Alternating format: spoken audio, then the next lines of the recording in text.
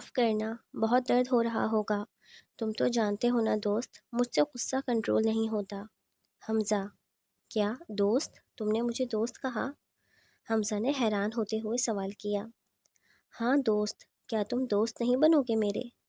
احمد کی آواز میں غصہ تھا۔ حمزہ: نہیں نہیں، مجھے دوست بننے میں کوئی دقت نہیں۔ حمزہ نے سوچا کہیں پھر یہ اسے پیٹنا نہ شروع کر دے، سو اس نے دوست بننے میں ہی بھلائی جانی۔ کلاس میں موجود تمام اسٹوڈنٹس ہکا بکا منہ کھولے احمد کو دیکھ رہے تھے کہ احمد کب سے دوست بنانے لگا۔ ہر کوئی اس بدلاؤ پر حیران تھا۔ خیر ٹریٹمنٹ کے بعد احمد حمزہ کو اپنے ساتھ لیے کینٹین پر آ گیا۔ لائبہ بھی ان کے پیچھے کینٹین پر آ گئی۔ لائبہ کو فائٹ دیکھنے کا بہت شوق تھا، خاص کر حمزہ کو پٹتے دیکھ کر وہ بہت خوش ہوتی تھی۔ اس لیے لائبہ نے خود ہی دماغ کا استعمال کرتے ہوئے حمزہ کو احمد کی طرف دھکیلا تھا تاکہ احمد اس کی خوب پٹائی کرے، مگر یہاں کچھ اور ہی ہو رہا تھا۔ دوست، جو بھی آرڈر دینا چاہو دے دو، بل میں دے دوں گا۔ احمد دفتن مسکرایا۔ احمد کی بناوٹی مسکراہٹ پر حمزہ بھی مسکرانے لگا۔ دیکھ بھائی، تجھ پر میں غلطی سے گرا تھا اور مجھے شک ہے کہ تو مجھے یوں کھلانے پلانے کے بعد پھر سے پیٹے گا، مجھے معاف کر جانے دے مجھے۔ حمزہ اٹھ کر بھاگنے ہی لگا تھا کہ احمد نے اسے بازو سے پکڑ لیا۔ ایسا کیوں سوچتا ہے دوست؟ ابھی تو تم نے ویکینڈ پر میرے گھر دعوت پر آنا ہے۔ حمزہ تو الگ۔ لائبہ احمد کے منہ سے یہ باتیں سن کر اپنا ماتھا پیٹ رہی تھی۔ یعنی کہ گھر بلا کر دھوئے گا مجھے؟ احمد نے اس کی بات کاٹی۔ دیکھ اب غصہ مت دلا، یہ پکڑ میرا ATM کارڈ، 2 دن باقی ہیں ویکینڈ میں، اچھے سے شاپنگ کر لے اور یہ ATM کارڈ ویکینڈ پر میرے گھر آ کر مجھے واپس کر دینا۔ احمد نے ATM کارڈ اسے پکڑایا اور اٹھ کر چلا گیا۔ احمد کے جاتے ہی لائبہ حمزہ کے پاس آ کر بیٹھ گئی۔ اوئے احمد کو کیا ہوا ہے؟ لائبہ نے حمزہ کو مخاطب کیا جو احمد کو جاتے دیکھ رہا تھا۔ ہونا کیا ہے جی، شاپنگ کروا کر گھر بلا کر مارے گا مجھے، حمزہ نے منہ بناتے ہوئے کہا۔ یہ تو اچھا ہے، بلکہ بہت اچھا ہے، لائبہ نے ہنستے ہوئے کہا۔ رک چڑیل، تجھے بھی ساتھ لے کر جاؤں گا اس کے گھر، پٹواؤں گا تجھے بھی۔ حمزہ نے لائبہ کے بال نوچنے چاہے مگر وہ بھاگ گئی۔ کالج سے فری ہو کر احمد اپنی ہیوی بائک پر گھر کے لیے نکلا۔ ہمیشہ کی طرح آج بھی کالج کے کچھ اسٹوڈنٹس کالج کے باہر گرلز کو تنگ کر رہے تھے۔ عافیہ بھی انہی لڑکیوں میں سے تھی جنہیں روزانہ تنگ کرنا ان امیر بگڑے امیرزادوں کی ہابی تھی۔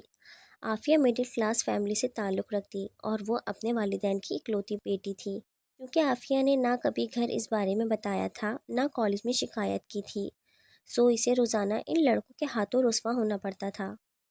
عاقب جو ان لڑکوں کی ٹولی کا ہیڈ تھا، عموماً وہی عافیہ کو سب سے زیادہ تنگ کرتا تھا۔ سینوریٹا، مووی دیکھنے چلیں؟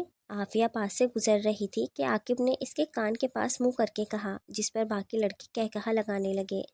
ہمیشہ کی طرح احمد نے بائک چلاتے ہوئے ایک نظر عافیہ پر ڈالی اور بنا رکے اپنے سفر پر گامزن رہا۔ احمد کالج سے کچھ ہی دور آیا تھا کہ ایک کار پیچھے سے نہایت تیز رفتار میں آئی اور اس سے آگے نکل کر بائیں طرف فٹ پاتھ سے جا ٹکرائی۔ کار کی حالت بری طرح بگڑ چکی تھی اور اس میں موجود ایک لڑکی اور ایک لڑکا خون میں لت پت تھے جن کا چہرہ پہچانا نہیں جا رہا تھا۔ احمد نے بائک سائڈ پر کھڑی کی اور مدد کے لیے پہنچا۔ پاس جا کر دیکھنے پر معلوم ہوا کہ یہ لڑکی عافیہ ہی تھی جس کے سر سے خون بری طرح رس رہا تھا، جبکہ لڑکا عاقب تھا جس نے زبردستی عافیہ کو کار میں بٹھایا تھا۔ عاقب موقع پر مر چکا تھا جبکہ عافیہ کی سانسیں ابھی چل رہی تھیں۔ اپنے والد کے بعد احمد نے اب دوسری مرتبہ انہیں یوں خون میں لت پت دیکھا تھا۔ اس کی دھڑکن تیز ہو گئی تھی۔ اسی اثنا میں احمد کو ایک کار آتی دکھائی دی۔ احمد نے اس کار کو روکا اور کار کے مالک کی بنا کوئی بات سنے عافیہ کو اس کار کی پچھلی سیٹوں پر بٹھا کر کار ہاسپٹل کی طرف بھگا دی، جبکہ کار کا مالک چلاتا ہی رہ گیا کہ کار مت لے جاؤ، ایمبولینس کو کال کر دی ہے۔ احمد نے عافیہ کو ہاسپٹل میں ایڈمٹ کروایا اور بے صبری سے اس کے نارمل ہونے کی خبر کا انتظار کرنے لگا۔ اسی اثنا میں احمد کے موبائل کی رنگ بجی اور موبائل اسکرین پر کال کرنے والے کا نام امی جان شو ہونے لگا۔ احمد نے کال پک کی تو دوسری طرف سے رضیہ بھی بے صبری سے بولی، احمد کہاں رہ گئے ہو؟ پہلے کبھی تو اتنے لیٹ نہیں ہوئے۔ جی امی، میں ہسپتال میں ہوں۔ احمد نے ابھی اپنی بات پوری نہیں کی تھی کہ رضیہ بی نے اس کی بات کاٹی۔ ہسپتال؟ رب خیر کرے، تم ہسپتال میں کیسے؟ احمد کی اس بات نے رضیہ بی کو بری طرح گھبراہٹ میں ڈال دیا تھا۔ امی جان، میں بالکل ٹھیک ہوں۔ اس سے پہلے رضیہ بی اور غلط فہمیاں پالتی، احمد نے ان کی غلط فہمی دور کی۔ تو پھر ہسپتال میں کیا کر رہے ہو تم؟ رضیہ بھی نے سکون کی سانس لیتے ہوئے کہا۔ امی جان گھر واپس آ کر بتاتا ہوں سب کچھ، پلیز آپ زیادہ پریشان نہ ہو، اور ہاں مجھے ذرا یہاں اور وقت لگ جائے گا۔ ٹھیک ہے بیٹا، خیال رکھنا اور جلدی گھر واپس آنا۔ جی امی جان۔ پیشنٹ کی حالت اب خطرے سے باہر ہے اور آدھے گھنٹے کے بعد ان کو ہوش آ جائے گا، ڈاکٹر نے مسکراتے ہوئے کہا۔ احمد نے ڈاکٹر کا شکریہ ادا کیا۔ احمد عافیہ کے بارے میں بس اتنا جانتا تھا کہ عافیہ اس کی کلاس فیلو تھی۔ وہ سمجھ نہیں پا رہا تھا کہ عافیہ کے گھر والوں کو کیسے اطلاع دے۔ دوسری جانب عافیہ کی ایک سہیلی نے اس کے والد کو بتایا کہ عاقب عافیہ کو زبردستی اپنے ساتھ کار میں بٹھا کر کہیں لے گیا ہے۔ عافیہ کے والد نے پولیس کی مدد لی اور اب عافیہ کا والد پولیس کے ساتھ اسپتال پہنچ چکا تھا۔ سر پیشنٹ کو ہوش آ گیا ہے، نرس نے احمد کو اطلاع دی۔ عافیہ نے احمد کو کمرے میں داخل ہوتے دیکھا تو اٹھ کر بیٹھنے کی کوشش کرنے لگی۔ لیٹی رہو، کیسی طبیعت ہے اب؟ احمد اس کے بیڈ کے پاس کرسی پر بیٹھ گیا۔ ٹھیک ہوں، بس چکر آ رہے ہیں۔ اچھا تو اپنے ابو کا نمبر دو تاکہ میں انہیں کال کر کے اطلاع دوں۔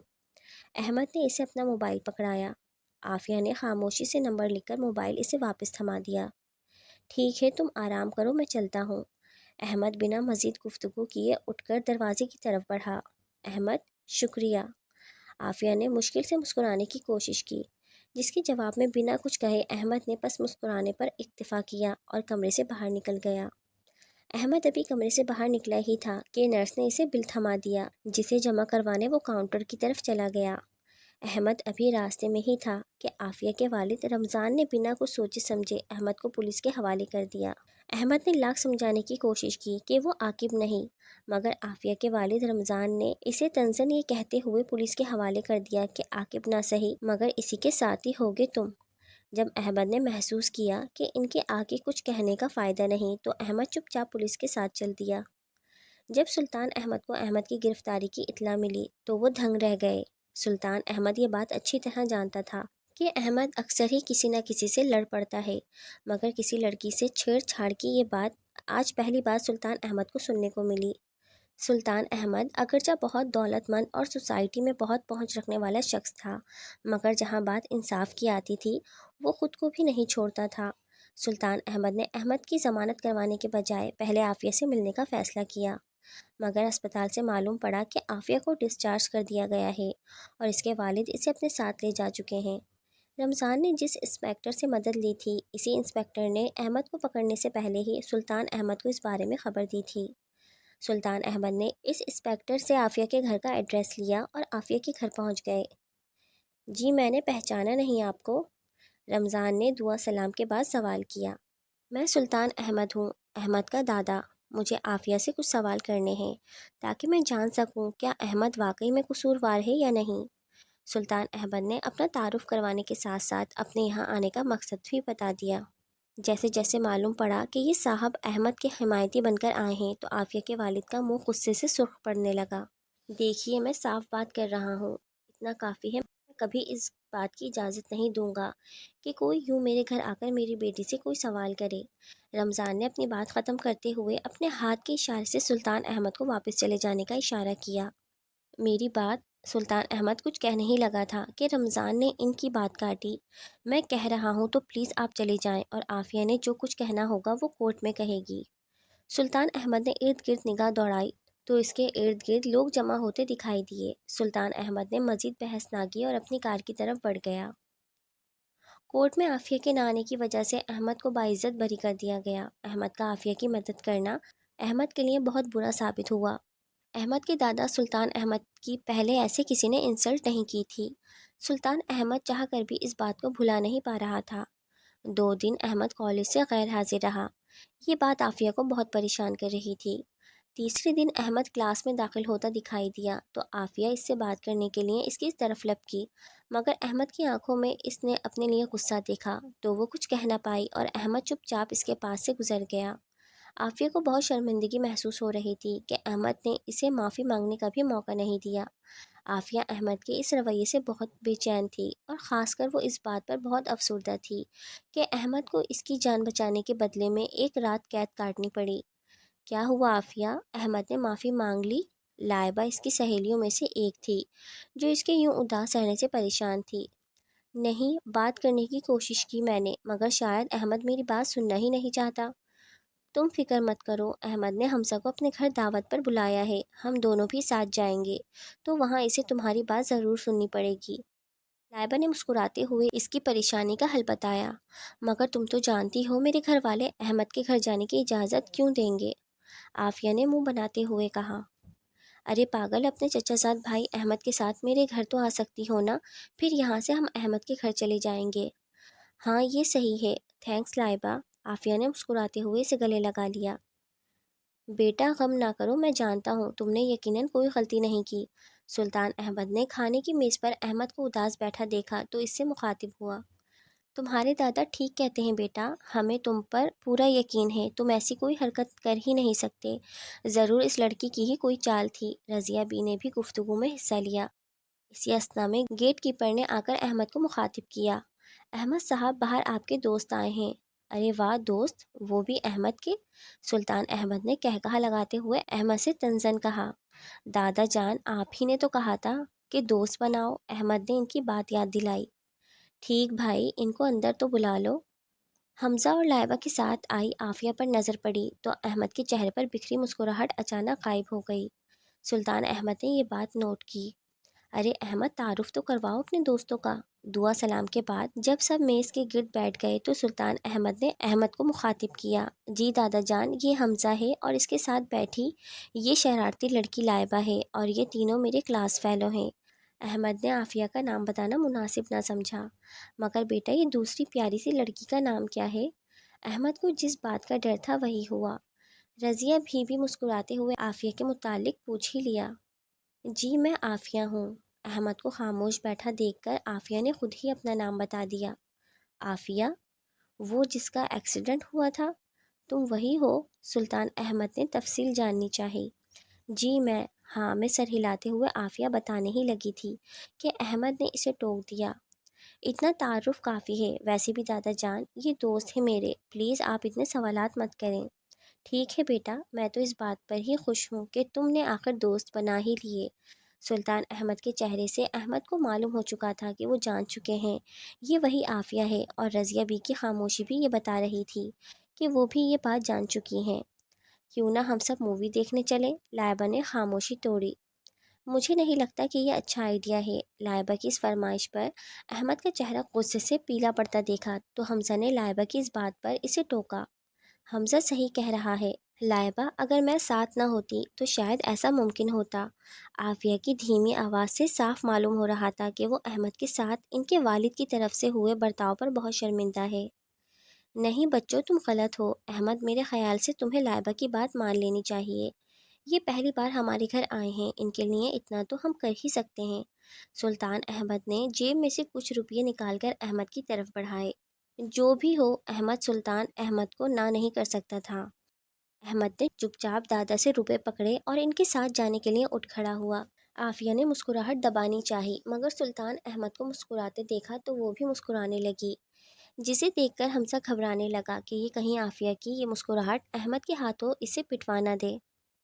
احمد کے گھر حمزہ اپنی کار میں آیا تھا، چونکہ احمد کو تو ڈرائیونگ نہیں آتی تھی، سو وہ پیچھے بیٹھ گیا اور حمزہ کے لاکھ منع کرنے کے باوجود لائبہ خود حمزہ کے ساتھ آگے بیٹھ گئی اور عافیہ کو احمد کے ساتھ پیچھے بٹھا دیا۔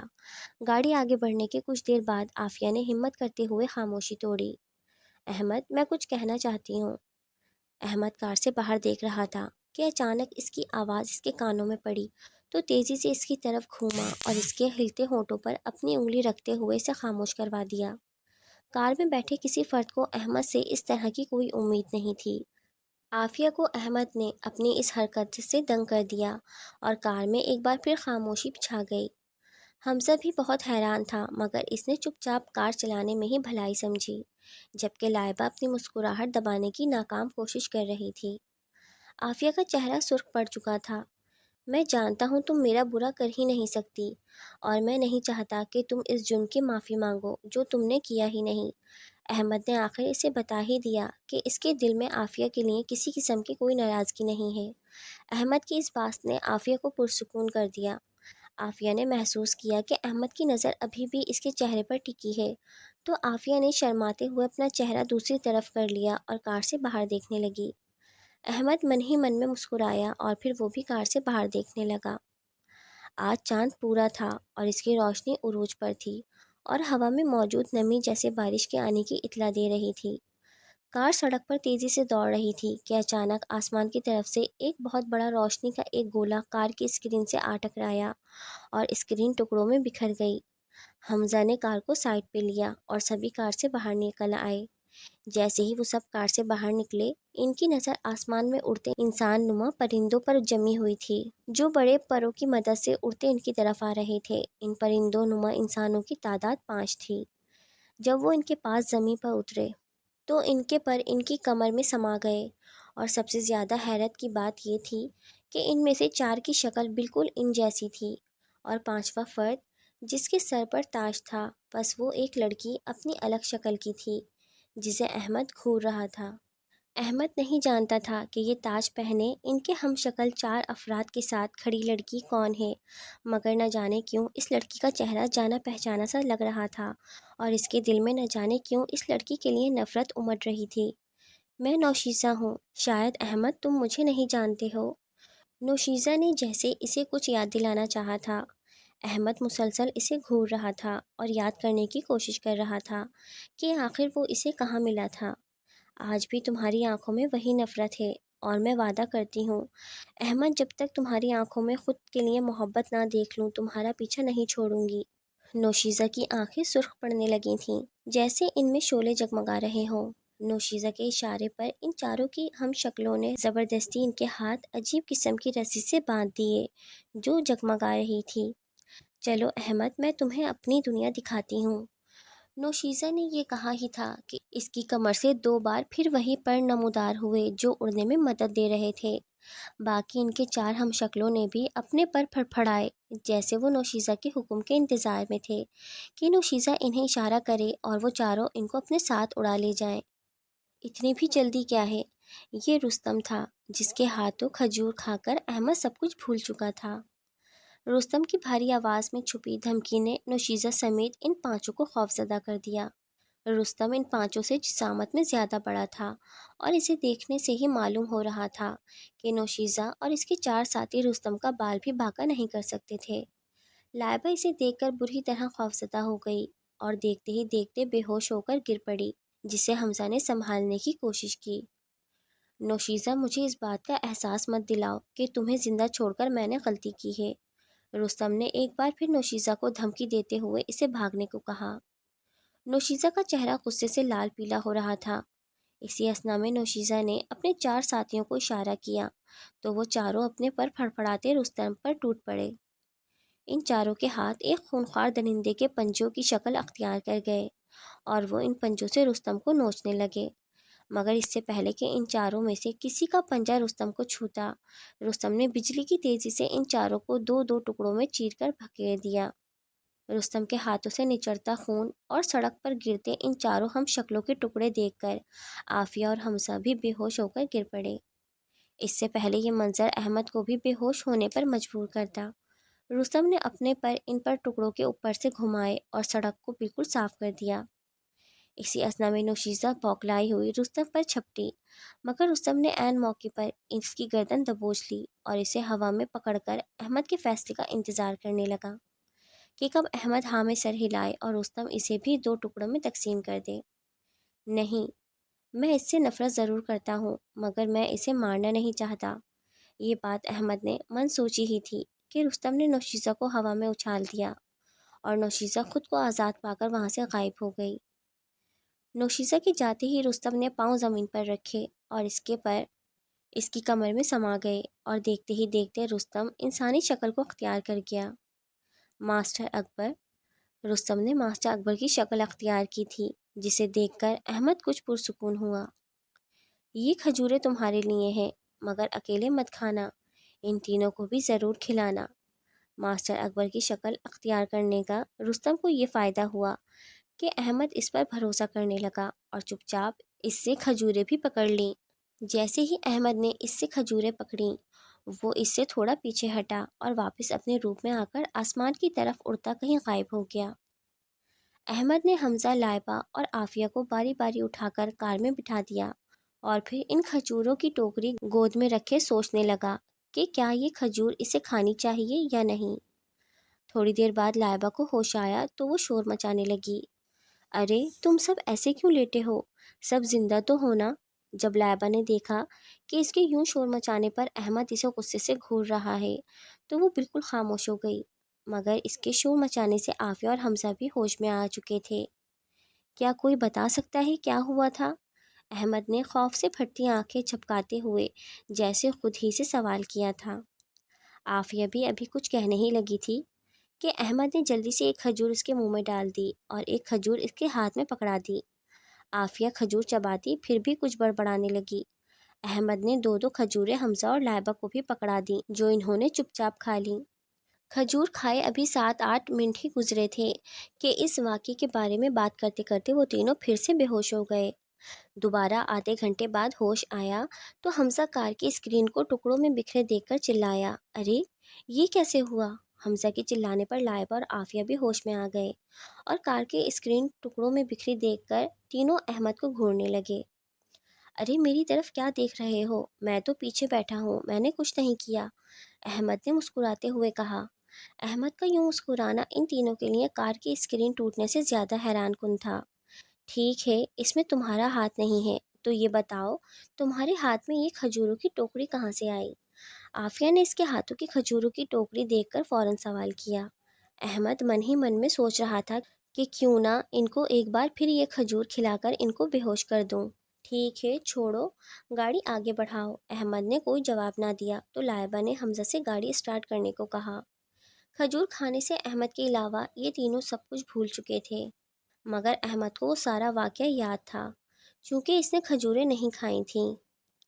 अरे 10 बज रहे हैं, ये कैसे हुआ? अभी थोड़ी देर पहले मैंने टाइम देखा था तो 8 बजकर कुछ मिनट हुए थे। आफिया ने मोबाइल पर टाइम देखा तो दंग रह गई।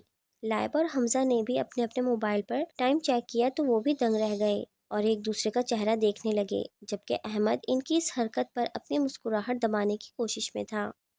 आफिया ने अहमद को हैरान होने के बजाय मुस्कुराते देखा तो इसे अहमद पर शक सा होने लगा। अहमद, क्या तुम हमसे कुछ छुपा रहे हो? आफिया पूछे बगैर ना रह सकी। आज ही तो मैं तुम तीनों से मिला हूँ, भला मैं क्या छुपा सकता हूँ तुम तीनों से? अहमद ने खुद को नॉर्मल करते हुए जवाब दिया। अहमद, मुझे घर जाना है। आफिया ने अहमद की गोद में पड़ी इस खजूरों की टोकरी को घूरते हुए हमजा को कहा। लाइबा ने अहमद की तरफ देखा तो इसने भी आफिया की बात की तायद करते हुए कहा। अहमद के सिवा आज का ये सफ़र इन तीनों के लिए एक ख्वाब सा था जिसकी इन तीनों को कुछ समझ नहीं आ रही थी। बस कार की टूटी स्क्रीन और अहमद के पास पड़ी खजूरों की टोकरी के मुतालिक इन तीनों के जहन में मुख्तलिफ सवालात पैदा हो रहे थे। अहमद और लाइबा को ड्रॉप करने के बाद हमजा आफिया को इसके घर छोड़कर सुबह देर तक सोने की सोच रहा था कि सुबह कॉलेज ऑफ है, जबकि आफिया अभी भी इन्हीं सवालों में उलझी हुई थी कि कार की स्क्रीन कैसे टूटी और 2 घंटे 10-15 मिनट कैसे बन गए और अहमद के पास वो खजूरों की टोकरी कहाँ से आई थी। आफिया यही सब सोच रही थी कि इसे महसूस हुआ कि इसके हाथ में कुछ है। आफिया ने अपना हाथ देखा तो एक खजूर थी। ये इन्हीं दो खजूरों में से एक खजूर थी जो अहमद ने इन तीनों को खाने के लिए दी थी, मगर आफिया ने दो के बजाय एक ही खाई थी और खजूर अभी भी इसके पास मौजूद थी। मगर चूंकि इसे कुछ याद नहीं आ रहा था कि आखिर ये खजूर इस टोकरी में से इसके हाथ में कैसे आई। घर आ गया आफिया। आफिया अपने ही ख्यालों में गुम थी कि हमजा ने इसे मुखातिब किया। आफिया हमजा से इसके बारे में मज़ीद बात करना चाहती थी, मगर हमजा के चेहरे से साफ मालूम पड़ रहा था कि इसे नींद की तलब हो रही है, सो वो चुपचाप गाड़ी से उतर गई। रात को घर वापस आते ही अहमद इन खजूरों को एक बॉक्स में मुंतकिल करके अपने कमरे में मौजूद अलमारी में छुपा दिया। रात के 2 बज रहे थे, मगर आफिया अभी तक नहीं सो पाई थी। बेड पर लेटे हाथ में पकड़े इस खजूर को वो अभी भी मुसलसल घूर रही थी। फिर अचानक वो उठ बैठी और मुस्कुराने लगी। अरे, मैंने पहले क्यों नहीं सोचा? डिटेक्टिव बानो? हाँ, वो ही मेरी मदद करेगी। आफिया हंसती मुस्कुराती खुद से बातें कर रही थी।